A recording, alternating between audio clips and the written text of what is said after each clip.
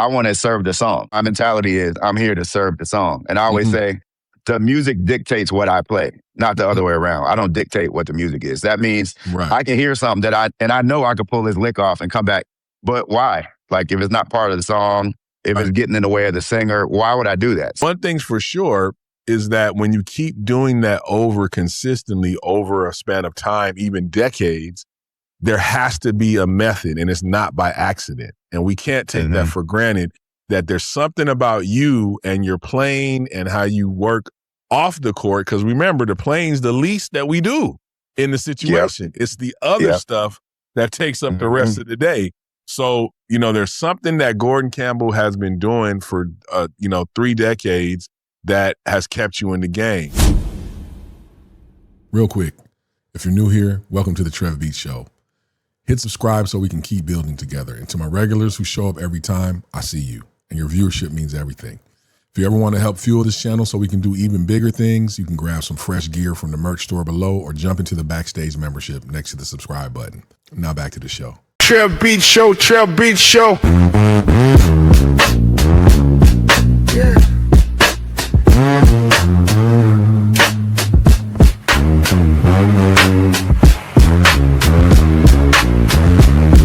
TrevBeats Show, TrevBeats Show.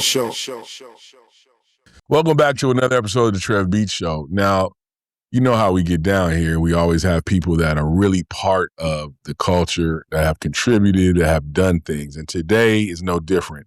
Today we have a drummer is just one thing, right? He plays bass, he plays organ, he produces, he writes, he's an author, just so many different things. And, he's been playing in church since he was 5 years old. He went and got his jazz studies degree from Howard University.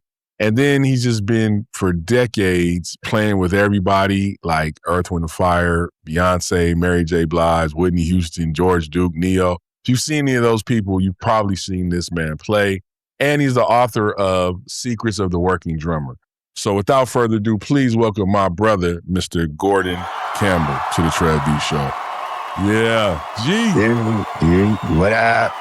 What's yes, up, sir. Man? What's up, man? All right. What up, Trev? How you feeling? I'm good, man. I'm good. Word. Man, all right. So I got to say, for those of you that didn't know, that weren't around, so I just went to one of Gordon's gigs a couple nights ago at a club out here in LA we have called The Mint. And not only was it packed, but the music was so polished and together. And then audio-wise, it sounded the best I've ever heard it sound in The Mint, man. So, whatever you did. That's crazy. Yeah, whatever you did, it was right on, bro. Like completely. Yeah, that's Jonas. Jonas is the house guy. Oh man, dude, balance of the track versus, they always get that wrong, balance, but it was right on the money, man. So congrats. I try to make it a point to, thank you. I try to make it a point to let them know that those backing tracks are actually another instrument in the band. So mix it like it's another instrument. It's there so it could be heard. Yeah. So I did tell him that. I always tell him that. Everybody trying to be an MD, remember that, because that's one of the things that always gets messed up is our relationship with acoustic drums and electronics and our relationship with drums and tracks. So think of it like that. Tell your front of house that, maybe it'll help things out. So you already got a bar, and we just right into the interview, you're getting bars. So get your pen and pad out. So, so that's funny. Let's talk about the foundation, man. I know you played at your grandfather's church. Just elaborate on all that. Give us the walk up. All right. So, my mom's dad, my grandfather, James L. Best, was a pastor of Best Temple Church of God in Christ in Newburgh, New York. Newburgh is a city about 60 miles north of Manhattan. So not far, but they call it upstate. So upstate New York, Newburgh, New York. My grandfather was pastor. And most of you guys, some of you guys will know, if you're a pastor, your kids usually do a lot of the stuff at the church, especially if it's not a mega church. So all of my aunts and uncles, actually on my mom and dad's side, there's a lot of pastors. So all of their kids play organ or drums or direct the choir or sing. We're all musically inclined just because you had to do it. And, I think we had a gift too. But part of it was that my grandfather was pastor. So I started playing for the children's choir. Like growing up, the children's choir would sing one song every Sunday. and then the main choir would sing, and that's where the bigger guys would play the rest of the service. But they would always, I just remember them sitting me on the set Wow. every Sunday for one song for the youth choir.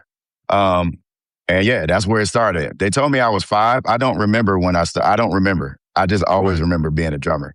Right. So and they have a picture of me on a little toy kit. So yeah, it started at my grandfather's church. Just playing one song on Sunday. That was it.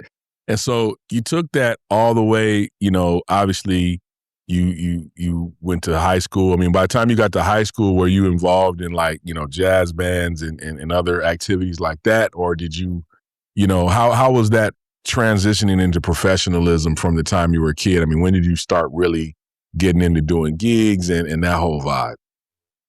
So like I said, I was already playing at church. And then back then, I don't think they do it now, but back then in 4th grade, if you want to be in band, you had to pick an instrument. So when 4th grade came, I was already playing at church. Right. So I was kind of like, I was already playing. Right. So of course, I want to play drums. So I remember going to the music store, getting a drum pad, some sticks, and that green book. It was like Easy Method, something for drummers. Okay. And that was my start in 4th grade. So like I said, I was already playing at church, but then 4th grade, I started playing. So I was in everything, orchestra, concert band back then in elementary school. Mm-hmm. I even sang in the chorus. They had Glee Club, anything with music. I was part of all of it. Right. So that's how I started. And then, go ahead. No, I was going to say the multi-instruments, that was also church though, right? So you were also playing the multi, keys and bass and all that still from church. Okay, got you. Mm-hmm. Yeah. I had a little ear, musically, but like I said, my mom's side, and actually is my mom and dad's side, everybody plays something or sings because they're all pastors. I got a bunch of pastors and bishops in my family. So all my cousins play, all of them play, sing, and they're super dope too. But my family bought an organ in my house. And it's funny, it was one of them little cheap Laurie organs, and you can push down the thing to get the sound, and it had a little beat thing, and you got the beats, and it had this many pedals. Right. And it's funny, it came with a free organ lesson. They gave the lessons to my sister. My sister don't even play. Oh, wow. She's older than me. She's older, so she got the lesson. And they were like, well, you already play drums, so let her. But she ended up not playing. But my uncle, my mom's brother, would come by, my Uncle Cleve, come by our house all the time. Yeah. And he showed me a basic devotional song in A flat. How to play the pedals. Doom, doom, doom, doom, doom, doom. And that was my first, I was kind of messing around already, but that was my first learning how to play just a basic song. And we had an organ in my house. So that's where the organ came in. And then I just wanted to play bass, and I bought a bass from one of my friends. And I just started playing it. We had a guitar in my house. I don't know where my dad got it from. I have it to this day here in my house in California. Wow. And I would just play it like a bass. I would take the guitar and just play bass notes. So it just literally came from, I guess I'm just a musician. Like you, we're just born with a musical ear, and anything we pick up and spend some time on, we can play it. So it's the DNA, and it's the DNA, man. You definitely have that DNA and that pedigree. That a lot of times, I see in a lot of the guests, there's just a lot of talent and, coming out of the church situation. It's just, so many people play multiple instruments, and it's like, and they don't even think about it. It's like, it's regular. It's just, it's second nature. Yeah. It's like, I'm telling you, all of my cousins, and I have a huge family. Like my mom was one of 13 kids. Oh, wow. And my dad, there was 11 kids. Wow. So like all of my cousins and all of their kids, everybody plays. So like any family reunion, and we'll probably talk about my jam that I have here at my house. It started at my uncle's house because he had a B3 in his basement. And then somebody would bring drums, and the bass player from his church, it was in Yonkers, his bass player would come. And everybody singing is like literally one person get off the organ, another cousin hop on, literally for probably 8 hours straight. The organ is like, because everybody plays. Yeah. So we'll go get a plate of food. So that's where it came from, just being around that atmosphere of church and just music. Yeah, the community vibe, which is also not, I can't say it's not an LA thing. I think it's a little bit more of an East Coast thing, as far as like in a Southern thing for sure. LA is a little bit more detached. So just mentality wise, everybody has to drive out here. It's just a different energy when it comes to, distance and all that kind of stuff. So that whole community aspect, I know that about you because for all of you that don't know, we were roommates in the early 90s. And, Yep. you know, I saw a lot of things. I was exposed to a lot of stuff from that, including the gospel, just the fact that there was gospel drumming and a whole vocabulary and pedigree. That was new to me because I came from the jazz side. So, you know what I'm saying? It's like, I learned, this is before gospel chops and all that kind of stuff. But I learned that, you know, seeing you playing like that, and then you put me on Gerald and all these cats, and I was like, okay, this is a whole nother thing. You know, it was a whole nother world. And I might add, that was before it came intertwined into what is now just modern drumming, essentially from all genres. That back then, it was still separate. You know what I'm saying? And like, if you would pull it out of that world, it would be considered overplaying, point blank. But now it's morphed into the vocabulary of just drums in general. So you go to a pop gig, you go to a jazz gig, a country gig. I was at the Greek last night watching Ginger play. A lot of gospel influenced chops in there with a country artist. Sold out, you know. So it's now here. And I like to say that I was on the forefront of seeing that, and that was all because of you, man. So it's crazy how we've seen that now go from being just kind of a church vocabulary to being the vocabulary. You know what I'm saying? In a few generations. And I like to add this, and I always feel this in my spirit. Like, for me, growing up, and a lot of, especially Kojic and Pentecostal church kids that grew up, we couldn't listen to R&B or jazz. We can only listen to gospel. So our early influence, if it wasn't on, like, my mom would listen to the radio in the morning for traffic because she had to drive across the Beacon, across the bridge, which is not far, but for then she would listen. So whatever songs they would play on that station, I would just hear it because she was listening to the traffic. But outside of that, or something I heard at school or like that. But in general, I was only influenced by gospel. So like back then, it was, of course, the Hawkins. So Joel Smith, Commission was kind of new. I was born 71. So like in the 80s, Commission came out. But like the Winans, like that whole thing, Bill Maxwell with Andre Crouch. Like that's who I listened to growing up. Boucher on bass on all the records, James Cleveland. But the first record, Joel was always smacking. Joel was like my number one. Like in gospel, Joe Smith is like my number one. But Gerald Hayward, this doesn't get said enough, was the first person that I heard. And I listened to, I know all the gospel from your grandfather's group, from the quartet, to all the choirs, to everybody. I never heard a drummer do chops and licks on a record until I heard Gerald Hayward on the Timothy Wright album. He said he did a song called Higher Ground. And my first cousin, Al Boson, was one of the drummers that played with Timothy Wright too. So he was on the same record. So I already kind of knew about Gerald, whatever. But that's the first time I ever heard somebody do a gospel chop on a record. Wow. Yes. So I don't think he gets enough credit for really making that thing. And then Gerald started playing with Guy. Well, he was playing with Hezekiah. So I'll Make It and all that. Hezekiah. Nobody was doing licks. So if somebody got a record with a lick, please enlighten me. And I'm open to learning. But Gerald, I don't think he gets enough credit for really starting that from Higher Ground on Timothy Wright to Hezekiah Walker, I'll Make It, doing the double. Nobody was, not Joel. Joel was doing stuff, but he wasn't doing those particular, what we would call gospel chops. That's Gerald. I think he needs more reverence. Just because. Don't worry. You know it. You know what time it is. I was like, because I just hear people say stuff all the time, and I think we always talk down on the older gospel guys. And I'm going about to rant for 2 seconds. Out of all of the genres of music, and I'm in all of them, jazz, whatever. Jazz, we revere the older guys that came before us, like a Max Roach, a Elvin, or a Tane, or even a Greg Hutchinson. But in gospel, if you're old, they're like, oh man, they old. I don't know why we talk down on the people that if it wasn't for them, we would not be here. Like, I think we forget that. So I ain't gonna rant too much, but I feel like we gotta reverence those older guys. And part of it is understanding the history. And that's why I wanted to say Gerald was doing it. And then he started playing with Guy. And he took that gospel thing. And I mean, that's why I got it. They're from Brooklyn. They all knew him, whatever, Aaron Hall and all them. And he took that gospel thing to an R&B pop gig and was doing them same licks. So to me, nobody was playing like that before I saw Gerald do it. Yeah, real talk. No, I feel that. And he definitely doesn't get the right conversation, like brought up enough, just in general. You know what I'm saying? Yeah, It's like that's just my personal. no, Yeah. but it's true. And also he's been doing this so long that Yep. it's just like a lot of people don't realize, man, he's been doing these gigs so long. You know what I'm saying? Like, Yeah. you know, it's like, Yeah. so, you know, Gerald's definitely somebody that's, you know, that's pulling up. And honestly, man, you know, it's important. What you said right now is very important. And I try to impress that on this show. Knowing the history, I think I spoke about it with Jubu.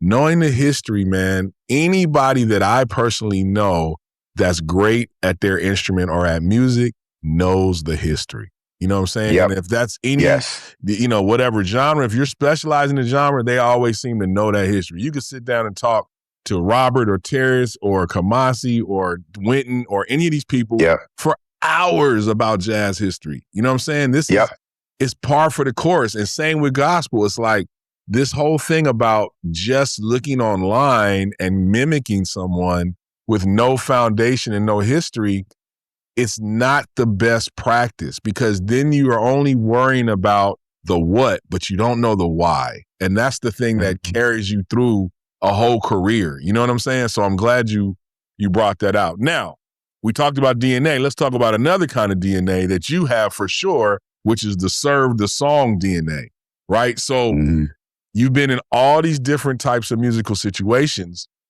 And, you know, man, just the other night reminded me, listening to how you lock in with a track, bro.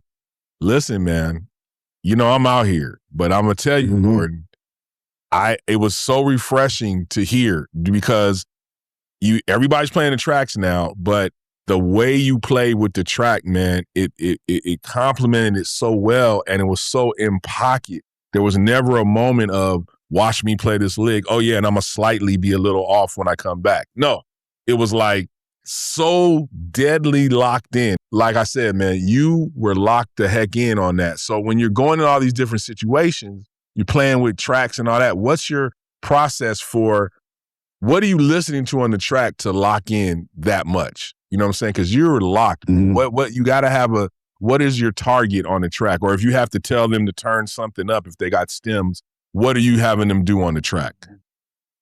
It all depends on the track. Yeah. It just depends. And it's funny because we talk about this with the click, and a lot of people have to have click. For me, the track is the click. Like, if it's a track with a drum loop, it's something constant that's already going. So I use that as a click. 9 times out of 10, the click is not always lying, because if it's hip hop or R&B, the track got a swing to it that's not all the way right on the click anyway. Right. So I try to hear, if there's a repetitive something like boom, chicka, chicka, chicka, chicka, I'm listening to that and I'm playing off of that. So because it might ebb and flow as opposed to cat. Right. Like, Yeah. So technically, I'm listening to that. And one great example of that is when Brandy's Full Moon album came out. What's the name of the song?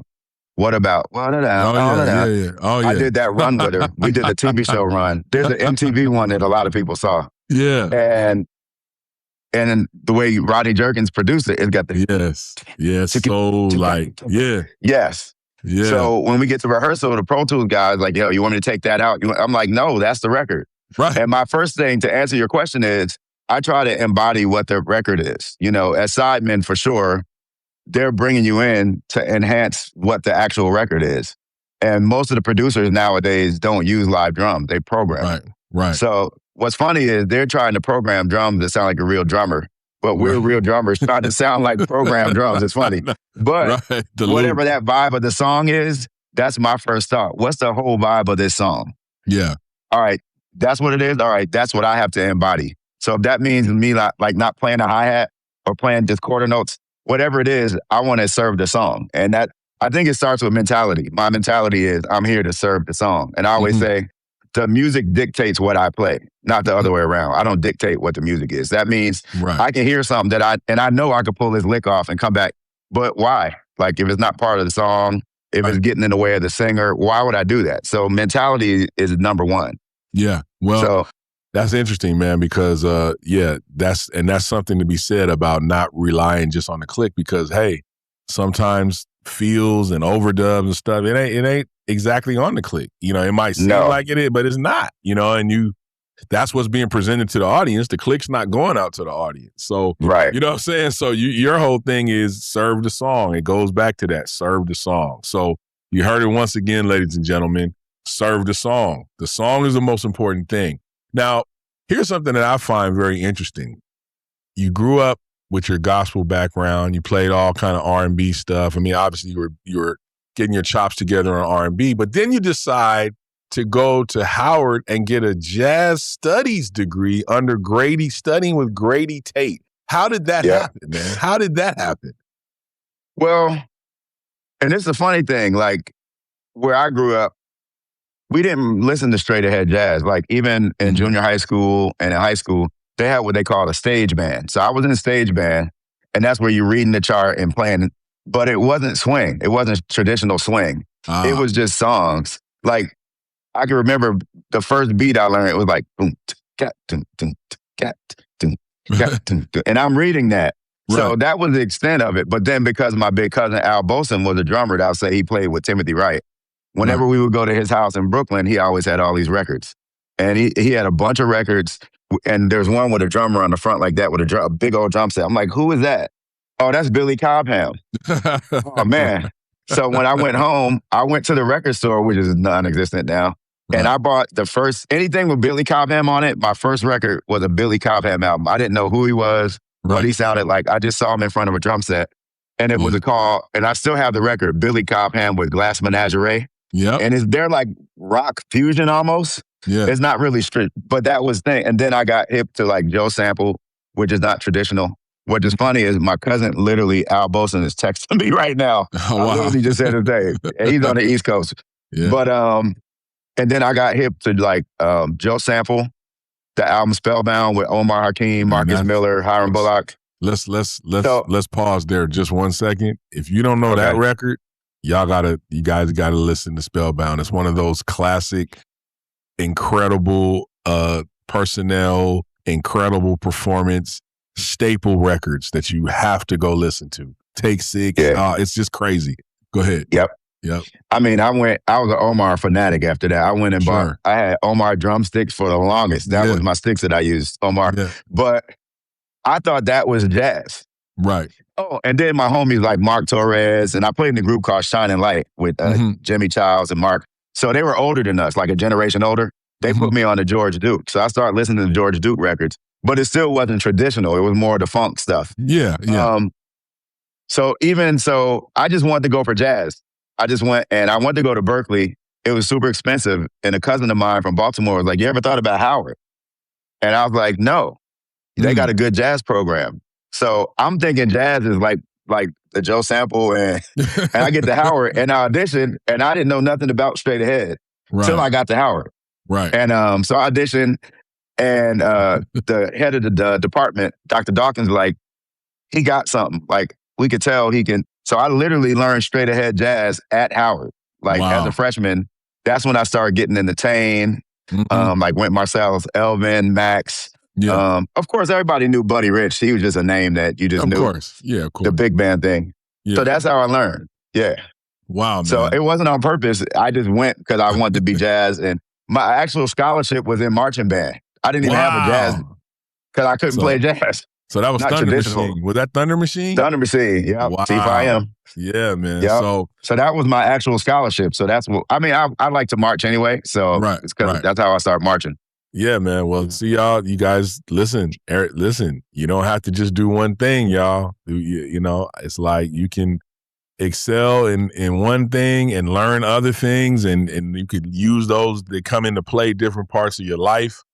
It's a long career and a long life if you're fortunate. And the more you know is the longer it can extend. You know what I'm saying? Knowledge is the key. Information is key. It's exactly the key. what you just said. It's the key. Yeah, come on, Listen, man. That is I've done truth.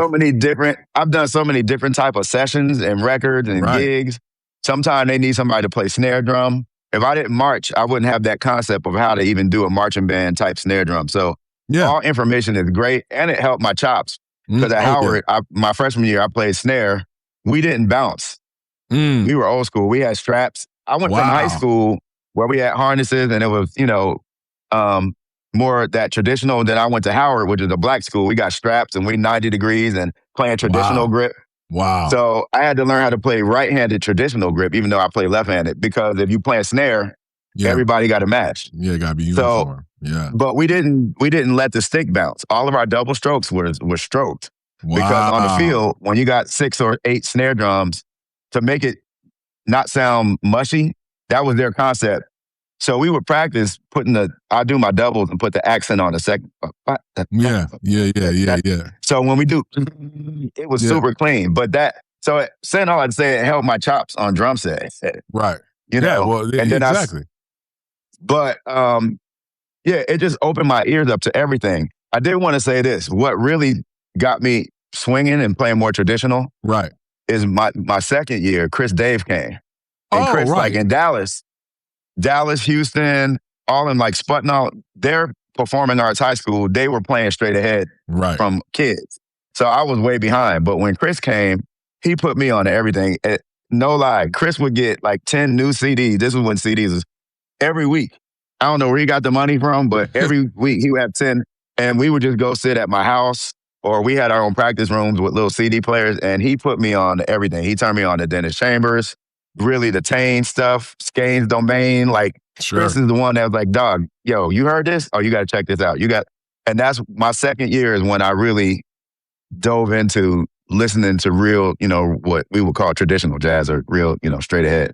Yeah. Wow. That's crazy, man. Well, yeah, it's very interesting, man. What a story that you would never think that you had a degree in jazz, because people don't see you in that arena, but the knowledge is still there.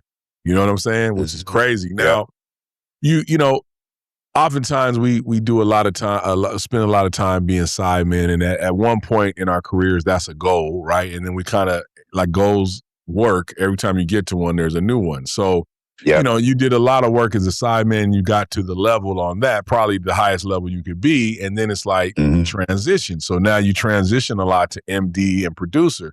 So, musically, what's the turning point that made you say, hey, I kind of want to step off the road a little bit and just control, my creative spaces a little more, and just, create things and control things rather than just get called. You know what I'm saying? What was there a gig where you're like, you know what, I think I've topped out at this. Let me try this. What was the reason?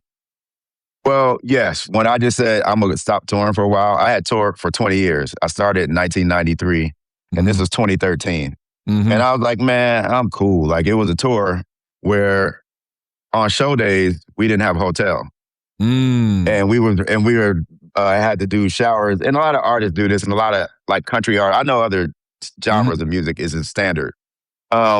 We got a shower in the venue on show days, and we get hotels on off days. So we just like on the bus all day. And I'm just like, I'm too over this, bro. Like, I'm used to having a hotel even on show days. Even if it's for 3 hours, I can shower, take a nap, whatever. And I was like, you know what? I'm cool. I'm going to stay home. But before that, I've always produced. And when we were roommates, I always had like an MPC. Sure. I had some keyboards. I had a little Behringer mixer. I'm always making beats. So over the years, I wanted to be a producer. And what I learned quickly is you don't have to pick one. And now with technology is way more open. Yeah. Back then, there was no laptops. You have an MPC and a mixer and maybe some ADATs or something back then. Yeah. And that was your way. But I wanted to produce. So a number of times I tried to stay home and just produce. Yeah. Because it's like, out here, if they see you as a musician, they don't see you as a producer. Like I would meet artists that I want to work with production wise and didn't tell them I play drums. Sure. Because once they hear, oh, you a drummer, they assume you can't produce. So the meeting is already down 3 levels from, as opposed to me just playing my music and they like, that's hot, let's get in. Right. So I always tried to stay, even when I got the call to do Earth, Wind & Fire, I actually said no. Because I was with an artist that was on retainer. I'm like, all right, I get this retainer. I can stay home and really focus on production. Yeah. So I always, for years, was like, I need to get off the road. But they kept calling, and I could not turn down Earth, Wind & Fire. Sure, especially once I went and sat and talked to Maurice. And that was the kicker with that. They called Phil. I was playing with Philip Bailey already. Mm-hmm. And Philip and Robert called one day and was like, yo, we're about to make a change. Can you do this gig? Because they knew me, And I was like, nah, I need to stay home. I want to produce. And they were like, well, come talk to Maurice. He had a studio in Santa Monica. Yeah. And I went down there, and Maurice White was the coolest dude ever. We talked maybe 15 minutes. Yeah. He was the most laid back. It's like, by the time we was done, he was like, all right. And his managers, the management, their office was in his studio too. Oh, Go wow. tell him what you want. Tell him how much you want. And that was it. When I walked out, I was like, all right, I guess I'm playing for her 25. Yeah, that's beautiful. So that was a wild. Yeah, that was a wild story. But to answer your question, I've been wanting to stop for a while to be a producer, because I realized record labels and artists, if you're a musician, now it's way more open. But back then, they were like, if you're a musician touring, we're not even looking at you to produce nothing. So yeah, it's tough. I mean, with the technology now, I don't think it happens as much, but I had this conversation with Stanley and, and Warren. We went to high school together, Gorden Campbell. He was one of the first person I saw make that decision very early and saw that correlation really early. Like, man, you can't, if you're going to do this, you can't, you know what I mean? And it's like, wow, man, interesting. And then it ended up being true, But then, once you get established on both sides, you can, then you can, you know what I'm saying? You can work it out. I mean, I got blessed where my day job was working with Dr. Dre, and I moonlighted with Herbie. So, that was after years of trying to, get both sides up together, so, but like I said, man, your career has been so just filled with, a lot of different musical situations, man, from George Duke to, like you said, Earth, Wind and Fire. I mean, and then there's so many hundreds of gigs in between that we don't really even talk about. You know what I'm saying? Like, one-offs or a month with somebody or 3 weeks. Man, it's like, you start to, the list would be too long. You know what I'm saying? So, but one thing's for sure is that when you keep doing that consistently over a span of time, even decades, there has to be a method, and it's not by accident. And we can't take that for granted, that there's something about you and your playing and how you work off the court. Because remember, the playing's the least that we do in the situation. It's the other stuff that takes up the rest of the day. So, there's something that Gorden Campbell has been doing for, 3 decades that has kept you in the game. Now, one thing you haven't been doing is overplaying. And there's a myth of gospel chops that, is not necessarily even fair anymore, because it's part of the vocabulary. I mean, like we said earlier, what we accept now and what's normal now was once considered overplaying, but it's not anymore. But how do you look when you see this next generation of drummers coming up and they're just going for it, everywhere they can? What do you think of, what's your advice to them as far as, you're coming from somebody who's had a career? Is that sustainable as a career, or should they be learning other things? Like, what now, where it has gone? What do you look at that now when you see that?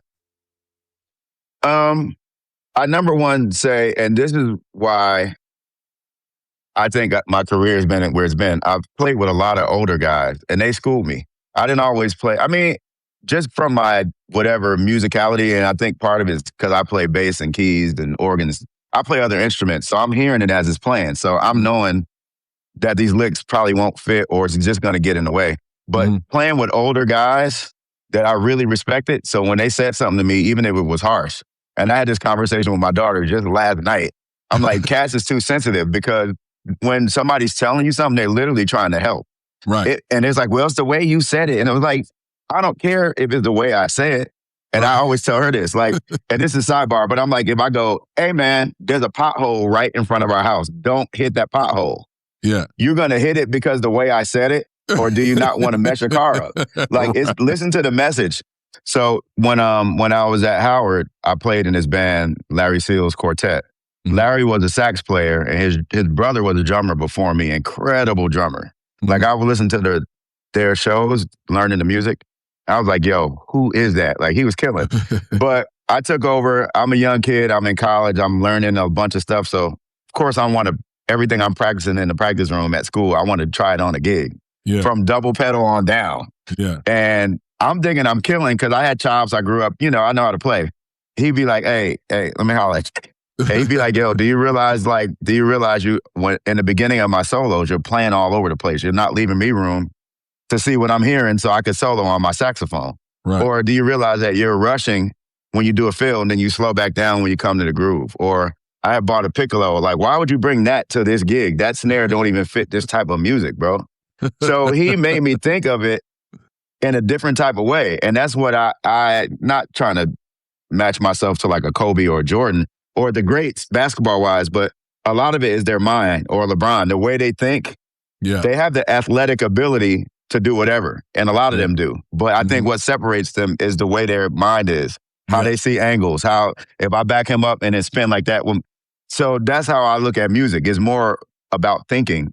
And a lot of it came from like Grady Tate, from Larry Seals, from all of these different people telling me how to think like this. Like if you're doing this or if you're doing that, even if you're doing a solo, sometimes it's not just chops. Sometimes just play the melody of the song you're soloing over. Or if it's a Latin thing, maybe do some, it's not always about just playing fast. Like be musical. Yeah. You know, so it basically came from somebody schooling me. And I was humble enough to listen. Like, cause I'm green, I'm open to everything, to learning. And so it comes down to just listening to people. Everybody's not always hating when they're trying to tell you something. Some people are actually really trying to help because they see you have the potential, and especially gospel guys. And just us in general, we have a natural talent that is like, you can't even, we all have it. Right. So the rest is just refining it into, and knowing like sometimes I just feel like wilding out. Sometimes, even at church, some Sundays, people be like, what got into you? Like, I just felt like, yeah. You know what I'm saying? It's so funny. I work with Paul Jackson Jr. a lot with, well, he plays at church with us sometimes, but a band called Jazz Funk Soul with Jeff Lorber, Everett Hart, and Paul. Yeah. And so I play one way with them because it's like fusion, it's jazz, it's smooth jazz, all that. And I'm playing one way, but then he comes to church and he'll be like, bro, why don't you play like what it? So now it's a joke. what he'll text me like, do we get jazz Gorden today or gospel Gorden? Because sometimes I just feel like, I said, there really is depending on the song and the energy, especially at church, the energy in the room that Sunday. Yeah. But you might get jazz Gorden if the song is jazzy, or I might feel like just wilding out, just straight chopping. And so it just depends. But it's good to have all of that in your toolbox so when you need it, you can pull it out. And just because you don't play it doesn't mean you can't. So for the message to the young generation, don't always get it twisted. Sometimes that might backfire. You calling on Unc and all that and OG, and then they go sit in somewhere. Gotta be careful with that, though, because we out on the showing everything we could play on social media. Don't think that the time hasn't been spent. Yes, we can still do it. So I got a story. You said Michael White. So one of my first tour was Shy in '93, but '94 I got on the gig because of Tim Carmen and Mark Walker with Gerald Albright and Layla Hathaway. It was Gerald, and then Layla was featured artist. So it was Gerald and Layla. Yeah. We opened up for Maze the summer of '94, Frankie Beverly and Maze. Yeah. And Michael White was the drummer. Yeah. So I would see him play, and Maze is just straight. Everybody knows Maze is meat and potatoes. Yeah. So I don't think I purposely did it. I just never heard him chop. So I probably underestimated him. And, they would set us up in front of their rig. Right. So one day we're sound checking, and Mike was up there checking his kit. And after our sound check, me and him started going back and forth. Yeah. Man, when I tell you he schooled me, I was like, I will never do this again. I will never underestimate, because that gig he's on, that's why he was on the gig. He played that gig to the T. He's probably my favorite Maze drummer, and I love all of them because all are homies, and they all smash. But Mike, with that gig, oh man! But that sound check, I was like, I'll never underestimate somebody older than me ever again. Right. They're old enough and disciplined enough to not care what you think. Like some of us, even if I'm at a club and I see all my homies there, of course I want to impress them. But my discipline tells me like that's not serving the song. So I'd rather you think I'm whack, but I played the song, than you think I'm dope and I didn't. Right. So that's what they do. And I learned that day, like, okay, yeah. And ever since then, Mike schooled me on so much, even the fact that I have a studio, is because when we got home, Mike was like, come by my house. And I went by his house, and he had a studio with Mike Prees and drum. I was like, yo, I got to do this. And this is 1994 when I went to his place. Yeah. Well, that, he's such a nice guy, man, and so much, done so much and so much information, man. Like, it was a blessing to have him on the show.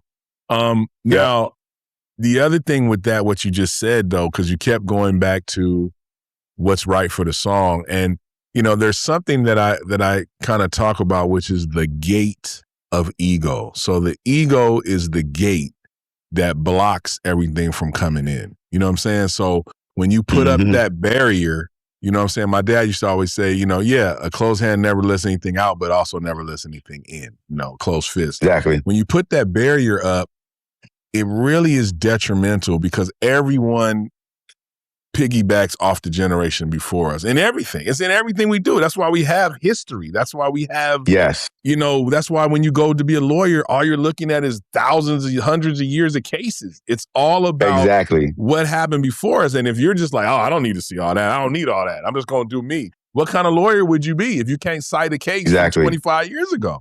So exactly. You know what I'm saying? So it's the same thing in music. And, there are some young cats that are killing and they got the right attitude and they're going to have a crazy career. You know what I'm saying? But there's some cats that are just like, oh, man, you old. I don't need to hear nothing what you talking about. And all. Okay, cool. All right, cool. It's like, let's see where that gets you in 25 years, Listen, I could say that. I can hear it. Yeah. I can hear somebody play 8 bars and I can tell if they know history or not, or if they know where that beat came from. That's a Harvey Mason beat, or that's a Gab beat, or it's a Vinny. I can tell in 8 bars when I hear a drummer if they respect and know the history because they approach it differently. It's a different. And I don't know why it's not something I try, but I can hear it. Yeah, that's real talk. Now, in your regular day-to-day life, are you actually left-handed? I'm ambidextrous. So okay, writing and everything you do. I write with my right hand. I write with my right hand, and I might be left-handed, but back then they probably just put the pencil in my right hand. I start. Gotcha. But everything else is left-handed, pretty much. Well, I'm ambidextrous because I shoot basketball right-handed. I play baseball right-handed, but I eat, I brush my teeth. Oh wow, that kind of thing I do with my left hand. Interesting, because that brings me to the case because you're one of the people like Billy and I want to say Simon Phillips. Who else plays open? Lenny White. White. You play open. And so, Will Kennedy. You know what I'm saying? Of course. You play open. I just talked to Will a couple seconds ago. And it's like, listen, man, it's something to be said about that, because when you set up right and you don't have the obstruction of a ride, it's something about it, man. I've seen, I can't do it, but I definitely can see that. I can play open. I can play hi-hat a little bit open. So I see how that frees up so much, you know what I'm saying, on the kit. What was your decision to do that? Because you set up right, obviously your first drum set or whatever was set up right, but what made you say, I want to put the ride over here? What made you do that? There was no decision. I played at the church. I played one song at my church. Right. So whatever they did, it was you can't switch the kid around during service. Right. So as a kid, I just sat down, and this is the crazy part because it wasn't video back then. Right. So I never, unless they were on like David Letterman or something like that, or TV show. Yeah. I didn't see all of these drummers play. I didn't know Billy Copman was left-handed. I didn't know Lenny White was left-handed. Right. I didn't realize that what I was doing until I auditioned at Howard. The band director was like, that's wrong. You can't play like that. Nobody ever told me playing like that. So I didn't make a decision. I just played at church, and that's just the way I play it. And I didn't realize till I got to audition for Howard that that's not normal. Even though all the other drummers at the church play like that, nobody ever said, I didn't even think, it never computed in my brain that that's different than them playing. Right. Until I went to audition, and the guy was like, that's wrong. You can't play like that. And the director of the jazz department was in the room too. And he was like, nah, like he has something. He can play. Like I could feel. Yeah, and that's he'd be good. And that's how I got in. Telling somebody wrong. Come on, man. That's corny. Yeah. Come on. Yeah. But that was the mentality. But I got through it, and I got accepted, and the rest is, history or whatever. But exactly. Yeah. So I didn't make the decision to do it. That's just how it always went. Crazy. Yeah, that's crazy. Yeah. Because, well, it does seem like it's like, because just it's the equivalent of what so many people are doing now is putting a hi-hat on the right, a closed hi-hat or a cable hi-hat. And you feel instantly how open that feels, man. It's just, it's really comfortable and really cool. And the one thing that people don't talk about is it gets out of the way of your backbeat stroke. So the other thing, we're playing like this, and there's this, it could be this lockup, you know what I'm saying? But when you open that up, suddenly that stroke is just super consistent. Yep. It never got changed. So, or, in Charlie Watts, R.I.P., he would lift that. Yeah. Yeah. He would lift it, you know what I'm saying? But, interesting, and that got a vibe too. That has a vibe too. Exactly. Yeah. Interesting, man. So, and I had to shout out one other drummer that we didn't say, and there's a few more left-handers I know. Yeah. Like Greg Clark can play that's right. open-handed on the right-hand kid. Greg, He played, but Chris Johnson is who I was about to say. Chris is feel even when he sat in the other night. Yeah. Chris Johnson? Dude. Spud actually played left-handed too sometimes. Spud truly ambidextrous. Yeah. But like he plays open-handed sometimes. But Chris, when I think of feel, I think he's underrated because I had just probably bounced, bro. Right before I left, I actually asked him too. I was like, bro, you play open, right? He was like, yeah. I was like, that's what I thought. And then I had to dip, His feel? Oh, dude, one of the best, bro. Yes. Yeah. One of the best. So, it's crazy. Yeah. Yeah. Don't worry. I think he's all underrated. The homies. I think he's underrated. No. All the homies, we got flowers are given out to all the homies, bro. It just got to do it. It takes the time it takes, the schedules and all that, but we are not missing any of the contributors, bro, because it's that important, and we need to have this as a historical record. When I'm gone, you gone, the YouTube's still gonna be here. So, this is it's a responsibility as well for these stories to be told by the people that, are contributing. So now let's get a little bit into some of the other things. So Rhythm Alliance, let's talk about that. What about the Rhythm Alliance? I mean, I know what it is, but explain what it is and what you have to do with it, or what it was, or whatever, So Rhythm Alliance was basically a bunch of friends that just was like, yo, we should just do some shows together, like clinics or drum shows. But I kind of came up with the concept, and I just called them all one by one, like, yo, I got this idea. Y'all want to do it? And everybody said yes. And the concept was, and it didn't get to where it could have been just because everybody was super busy at that moment. But like all of us on our own drum set, we're not just shedding like just a gospel chop shed. We got actual parts made up, almost like a drum line, where each drummer plays a different part, but it interlocks as like a drum line, but on drum set. Right. And we would mix that up. So there's a couple things that we did. We did Drummers for Jesus in Dallas a couple times where we had these things worked out. We had an intro where we would come in playing cowbells, pots and pans, how we all stand, then we all go to our kits. And we got a loop plan, and we take turns solo, and we do add the shed element, but within it we got licks. And we're making up almost like a Blue Man Group or something. But the homies, like just over the years, you know how we are. We all friends. Back in the day during NAMM, Aaron Spears, rest in peace. Marvin McQuady, rest in peace. Jay Williams from DC. Gerald, sometimes Jamal Moore. They would all stay at my house for NAMM. Like I'm talking about every couch, somebody was sleeping on the couch. One year, I had my studio upstairs. One year, Marvin even slept on the floor, like under my console in a sleeping bag. But because it was just, NAMM cost too much to get a hotel. And it's crazy. So we would all be here, and we would just be sitting around tapping on stuff and just talking before we would go to NAMM. Get back at like 4 a.m, get up, go back, go to NAMM. So it was like our little crew. Yeah, man. That wasn't really set up. They just all stayed at my house. And so when I had the idea, that's who I called. So it was Marvin McQuady, Aaron Spears, Gerald Hayward, Teddy Campbell, Nissan Stewart, and me. And we did a couple ones where Chris Coleman played with us a couple times too. Yeah. So, shout out to Chris. Yeah, you were there. You were there the one when we did it the Conga Room because your son played, because Bud played. Yep, that's right. That's right. And Thomas Lang too. Yeah. Thomas Lang played that one too. Teddy. Yeah. Thomas so that Lang. was our idea. Yeah, that's dope, man. Yeah. That's super dope. And also, I forgot about that. And also, So also, I did it because it's like we need to give back, and that's always been part of my spirit. And we can talk about the National Black Musicians Coalition, which I'm a part of now, which Spud is the president. Yeah. But it's the same concept. We would get drum sets because all of us endorsed companies like DW, Yamaha. I think, I was with Yamaha by then. So like Fernando Pullum, we actually donated from the Rhythm Alliance.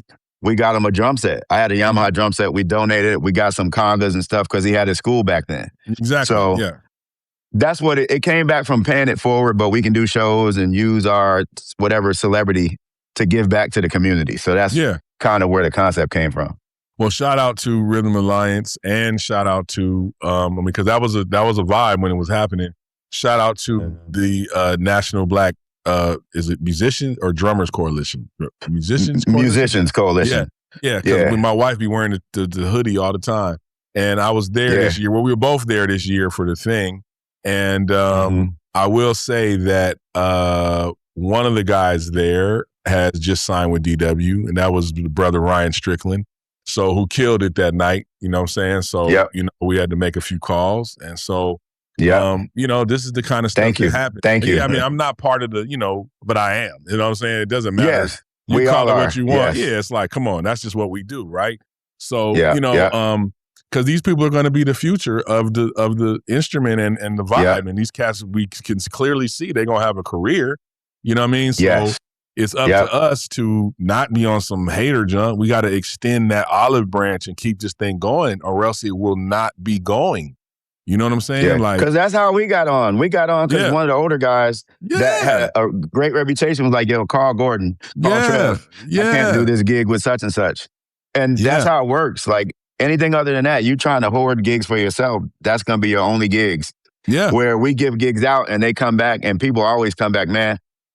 So many people that I don't even remember doing this. Like, bro, you got me my first gig when I moved to LA. I don't even remember because that's just my personality. Like, I can't do this. He can play. Call him. Right. Exactly. I know he ain't going to make, they're not going to be calling me, man, your boy. I know I'm not going to get that because he's responsible. Right. We have to do it. We have to do what the cats did for us. Exactly. You know? Man. It's important that happens, man. And you know, we pay it forward, as it were. So let's talk about, let's see, man. There's so many things, Gordon. I mean, first of all, this whole interview, a lot of it, I didn't have to even, you know, I know a lot of it, but I want y'all to know it. You know what I'm saying? Because we were roommates, just a quick recap, in like 1993. And, you know, I was exposed to a lot of stuff I hadn't learned about then, you know, on the gospel side, because I was Mr. Jazz back then. And, you know, it's like, it ended up being, you know, just a long friendship, man. And I've just seen what you've been doing. You know, I've seen you raise an incredible artistic, creative soul, you know, that I happened to see the other night in Morgan. And, you know, just, man, that moment of her when you with the birthday cake, I mean, those of us that was on the outside that saw her be a little baby, that was emotional, man. So, you know, it was moving, man. It was moving to see that, man. That was beautiful. Yeah. So, you know, like, can I say this? Not to cut you off. Not to cut you off. Yeah. You saying I put you on to like the gospel thing, but you put me on to the LA jazz scene, because a lot of people might not know that there is a scene. Right. You brought me to Fifth Street Dick's, the jazz club, and that was Billy Higgins' club. Yeah. And I remember the kid that he. Partly, he had something to do with it. He had World Stage around the corner, and then, you know, 50 Dicks was this guy, Richard, and this whole crazy story. He was homeless, and he got a jazz club. It was an amazing story, man. Amazing story. Yeah. But that was the center of culture, you know what I'm saying, in LA at that time. But you turned me on to that. Yeah. And I think the kid from Watermelon Man was there that he used on the Herbie record. Yeah. You brought me to Ndugu's house the first time. Yep. And then I saw him months later, and he was like, Mr. Campbell. And I was like, I was tripping because he remembered my name. And I was like, you remember me? He said, yeah. He said, we watching, saying, you know, the older cats are seeing who the new that's working. Yeah. So you turned me on, you introduced me to him. And then your dad had Blue Palm Studio. And you had that one closet with like 80 drum sets in there. I remember all of this. So you turned me on. You had the PV kit, you had the jazz, the bebop. The unfortunate thing is I still got all them doggone drums, and it becomes a thing, man. I got 4 storages in LA and 1 in Nashville. I was about to say. It's like, it becomes. I know you got mad storage. It's burdensome, but you know, I try to, you know, I look out for my people coming up, and you know, that's where I am, man. Because at this point, you know, I don't need no more drums, bro.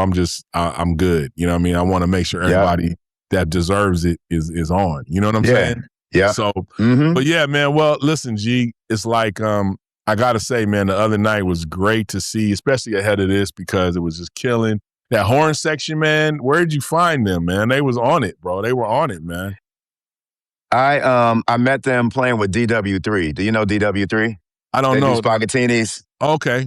Brian Siono was the MD. Brian found them in Covina, West Covina, playing in front of a Wow. pizza shop, and Wow. invited them to come play with DW3 because DW3 does Spaghettinis twice a week. I see. So Okay. I think Streeter was playing, and I was sub for Streeter, and I'm like, yo, who are these horn players? Yeah. You know, and before that, I always had Regiment on a lot of stuff, and then Regiment just got busy with Justin Timberlake. Sure. So these guys were around, they were new, so I started using them. They ended up playing on my album. Yeah. And then I just been using them ever since. And they always around, they're always willing to learn. And yeah. Do they have a crew name or a section name? C-Town. Okay. C-Town Horns for Covina. Right, cool, man. Well, they sounded really good, man. And they were, everybody had they all had their iPads and they was all uniform. Like it was professional, man. That was a lot of people don't understand. It's a hard feat to pull off a gig like that with that many people, especially when you're playing even a little bit of original music, let alone, original music with tracks and you got vocalists, man. Just a testament to seasoning as an MD and somebody that connects things, you know what I mean? So kudos for that, bro. I'm glad I was able to make it for sure. Thank you. And I will say, and we didn't talk about this yet, but my idea is to be an artist as opposed to be a sideman, because now that's the role I'm playing with my band, Gorden Campbell and Friends. And actually, Gorden Campbell and Friends is just the name of the thing I do with the band. You put a record out a couple years ago. Yeah. Yes, I put a record out on Rope-A-Dope, Conversations in 2020. And now I have a new one. It's Conversations Live. It's a live video, like a la Snarky Puppy, how they do in the studio with an audience. I did the same concept. I did at East West Studios with a full audience, full band. I brought in some of the artists. On my album is like Kamasi's on a song, Terrace Martin, Alex Isley, Sheila E., Oscar Cartaya, Paul Jackson Jr., B. Slade, Peter Collins. Like, I kind of modeled like Black radio a little bit. Like, I'm doing my music, but I got these singers that I work with that I write the music and then see if they want to write on it. And we split the writers, that kind of thing. But so that's where the concept kind of came from. Like, I'm doing all different styles of music, but I know who I want. Like, this song, B. Slade got to sing on this. And I just happen to know these people. Right. And they came through. I got one with BJ Chicago Kid and PJ Morton. It's a duet with them on Sunday morning. Yeah. So it's like a lot of different things. And I just called on all my friends. So now that's my focus outside of being a producer. I've been working with a few artists just producing and writing for them. But nice. Gorden Campbell and Friends we coming. Like, we got a couple festivals coming lined up.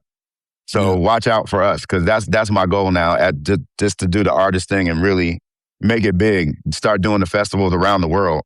Yeah. A la Kamasi, a la Glasper, all that whole situation. It's funny you say that, because you can kind of, in LA, you see a lot of people trying to, level up. And you kind of can feel that, like me seeing the groundswell from the time you put your record out, 4, 5, 6 years ago, to now, to seeing a few of these gigs happen, but I wasn't able to go, to going. I think I even said this to Chris, like, oh yeah, he's ready for festivals now. Like, it's time for festivals. And I think I did say that to Chris. And it's like, you could feel it. So it's not far-fetched. And I know you guys are about to work like crazy, because you're providing something. Everybody in the audience, man, even with the song choice, everything, they were feeling good. It was the right songs that don't get played too much, but you're still like, oh my God, it's my jam. And then it was played authentically, you know what I'm saying? And had the integrity. Right. So, yo, bro, hey, listen, man, I think it's beautiful. Matter of fact, give all your handles out for booking and social media, everything. So everybody that wants to get in touch with you, and I'll also put it in the comments. But if you want to tell people where they can get in touch with you, we can do it. Okay. Probably the easiest way is my Instagram. I just, because I hadn't been on my website in a while, today, I'm like getting my Gorden at GordenCampbell.com back up and running. I kind of like kind of fell off the website thing, but I talked to the person today, like, all right, today we're going to get this. So, but they can hit me at Gorden512 on Instagram. Okay. And that's GORDEN 512. Okay. On Instagram. And just send me a message and I'll hit them up. I'm on Twitter too, GCampENT. Okay. Or just search Gorden Campbell and just make sure they know GORDEN. Sure. Okay. Yeah, man. Well, that's beautiful, bro. I mean, I wish you very great things ahead because it's really a polished, professional thing, man, and it sounds and looks great. But yeah, man, well, Thank listen, you. yes, sir. Well, on the way out, anything you want to leave for the next generation, even though this whole interview is something to leave for them, but for them, anything you wanna tell them, like someone that's really trying to do this thing right now, give them a few pointers. Mm-hmm. Always be open to learning. And I tell my daughter this, even if it's a little kid, they might be able to show me something that I ain't never thought about, or they approach it a different way. So I'm always open to learn. I'm never like, yo, I've been doing this 30-some years. You can't tell me. I'm never that. Mm-hmm. So I would say always be open to learning new things, learn your history, and not just drums, but just music in general and just life in general. Yeah. Just learn your history because it shows in your plan. Yeah. And learn to appreciate all different styles of music. I think that's what kept me working too. I can do a jazz gig. I did a session a couple months ago with a guy, and I was playing, it was straight ahead, and the bass player didn't know I could play straight ahead. He was tripping. But just be open to playing different, and I'm not the greatest, but I'm good enough in each style that I could actually do a gig. Sure. I do a gig with my Latin brothers. We do baked potatoes sometimes. And I always go like, why do you call me? Right. When all these cats are in the audience that sit in that are real Latin guys. He said, because they can't play the funk. You can do both. You play the Latin good enough to play that, and it feels authentic. But when we do the funk, it's both and, basically. So be able to play all different styles and just have a trough full of information in your dictionary or whatever you would call it. Yeah. In your toolbox. So you can pull out, if it's straight up church, and I'm Kojic, like Kojic. I grew up going to all the conventions. That's how I know Sput. Mm-hmm. We know each other since we were 12. I've been knowing Doobie since he was like 8 or 9. Like we literally, so I'm a church kid. I could go straight church, straight New York church. Yeah. But then I can go jazz. I can do just be able to do everything. So just keep your mind and your heart open to everything. Yeah. And you'll be able to work. When I'm not doing a pop gig in an arena, I was touring with George Duke back then. So I would go from straight up arenas to the jazz clubs in Europe. Right. So it's only because I was open and I was able to pull all them styles off authentically. Right. So just be open. Yeah, that authenticity is the thing, man. And don't. It's the key. And the worst thing you could do is accept a gig for the money that you're not prepared to do. That is harmful for your career, and it's not a good look. Because everybody sees that it's just for the money and you were not the right thing and you knew it and you accepted it anyway. No bueno. That's no good. That's no good. So, and bad news travels fast. So if it's whack, we're going to know within a day, especially now with social media. Man. Yeah. Oh my goodness. It travels faster than the good news. Something good can happen, but if something bad, we all going to know by the end of the day, everybody, you heard about? Yeah. That's so. Yeah, man, that is absolutely true. You spaz out on a gig or you, man, get kicked out of a club or something, it's going to be light speed. It's light speed, and it might even be, it's like unbelievable how that happens, man, how that works. Yeah. But bro, well, again, man, I appreciate you for stopping by, man, and it's like sharing your journey with us, bro, and trust and believe, a lot of people we talked about, everybody's pulling up because we got to do that, man. We got to tell our stories, you know what I'm saying? And just in the world climate that we're in right now, man, you went to a historically Black college, you're very, very in tune and, know what's going on with our people. We're going through a huge problem right now, with this whole voting thing. And, for all of us that are in the trenches out here doing what we do, it's just important that we also use our influence to, try to better our situation and keep people aware, what I'm saying, of what's going on. So I know that, you are a beacon for a lot of people. So I think the way you move around will be inspiring, man. And, hopefully something can happen. Maybe musicians, maybe we need to get together and do something in the name of, what's going on. Cause I don't think people understand the gravity of it yet. You know what I mean? But it's heavy. Yeah. It's heavy. We're pretty much nullified the whole civil rights movement at this time. You know what I'm saying? Yeah. It's pretty much. And that was a plan all along. That was Of the course. plan. Yeah, it's like. So, and we try to tell people this, but what I realized is, sorry, I didn't mean to cut you off. What I learned is people don't care until it hits their front door. Like, if it doesn't affect them, like, I don't care. But then something happens where their lights get turned off because the bill is so high because of a bill that happened. And now all of a sudden they care. It's like we have to care even if it doesn't affect you. And I'm not doing a partisan thing to anybody at this point because people go, why you get political? I just want people to do well and be at peace. Whatever your political beliefs are, that's my thought. So I'm always going to go for what I think. Even if it might affect me negatively, if the majority of us are doing well and we're at peace and we can take care of our families, everybody has different ideas on how to get to that point. But for me, that's my ultimate. So that's what I go for. And that's what and when I see something opposite, I'm going to speak on it. Like, that doesn't seem like it does. How does it benefit us? Right. If it's not, Yeah. Well, so that's where my mind is. I think that concept you just said too, there's a lot to it because, if we go through history, creatives have usually been on one side of the political spectrum pretty much throughout history, right? So except, maybe some, country artists at one point in the South, but that's a very tiny piece, right? So if you go through history, so to me, the whole concept of musicians, you can't get political, I feel like there's something loaded there. And that mentality really, it's been a part of this issue because we're such a huge population and all this influence that's wielded by these people, and they're always quiet.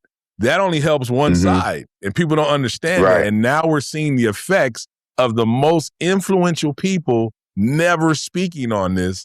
And it's like, they'll handle it. When you don't speak on it, it's like, well, they'll take care of it. And now guess what happened? Guardrails are gone. First thing they did, erase everything that happened from the civil rights movement. So exactly, the dialogue's important. It's nothing negative. Like, to be politically aware is not negative. And as a musician, you don't have to be scared of it. These young musicians are scared of it, and you don't have to be. That's a tactic. You know what I'm saying? Yeah. Yep. It's a system. It's set up by the system. And what people don't understand is, no matter what you do, like you made me think about when they told LeBron, shut up and dribble. It's like, no, because we have a celebrity or because we do it, doesn't mean I'm not a U.S. citizen. All citizens, this government is built for the citizens, not the other way around. They're supposed to serve us, not us serving them. So if I'm a citizen, no matter what I do outside of that, I'm still a citizen. I still have an opinion on what happens. So I don't like when they tell people you should not have an opinion. Now, I think some uninformed people that get on that's very passionate and saying some uninformed stuff, I think they need to chill, but they still have a chance to have their own opinion, right or wrong. And so when you say don't get political, I'm not with that either because I'm a citizen. I have an opinion. So take it or leave it. It's very coded. It really did a thing. It really did a thing. And that stigma really silenced a whole bunch of people, I think, in all the recent elections, more than what we know. And we're a huge community, and I think it really worked. And now it's allowed for the balance to be different enough for every agenda to be worked out. So on their side. So, and like I said, I'm not one way or the other. I'm about the issues. You know what I'm saying? So, you know what I'm saying? So that's what I think that's what it is.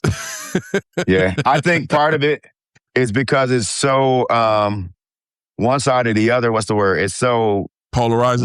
Either you're so polarized that people are afraid to speak up because if I say one thing and then half of my fans or my people that listen to my are different, and I've seen it. I've seen certain companies or whatever say something like, "We love Black people" or "Black Lives Matter," and I'm never following you again. I'm selling all my symbols. I'm doing this. And it's like, listen, that doesn't make whatever. It's so polarizing. People are afraid to say stuff because we're so polarized.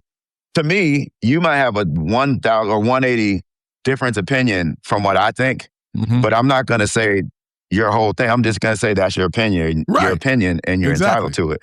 I'm not going to totally cancel you, but so many people are so quick to cancel people that that's why people, I think, are afraid to speak up. Even me, I don't always speak up like on Instagram because I don't want to argue all day. Like if I say something that somebody might disagree, now I'm checking it all day because now I got to respond. So a lot of times out of my own peace, I just don't respond. That doesn't mean I don't think something and have an opinion, but I think a lot of people are just afraid of the pushback from the people that are on the other side of the spectrum, you know. It's been a great conversation. I'd love for you to give us something, you know, for the next generation, just on the way out. Keep learning. Never stop learning, and always be open to learning something new, even if it's not music related or drum related, or just learn as much as you can. That's what the people that I know that I admire know a lot of, or a little bit about a lot of stuff. Yeah. And it makes you more worldly. The more you travel to, you get to see the world, and you get to just be open to learning. Yeah. You know, and from a musical standpoint, learn as much history as you can. Learn different grooves, learn who played on what.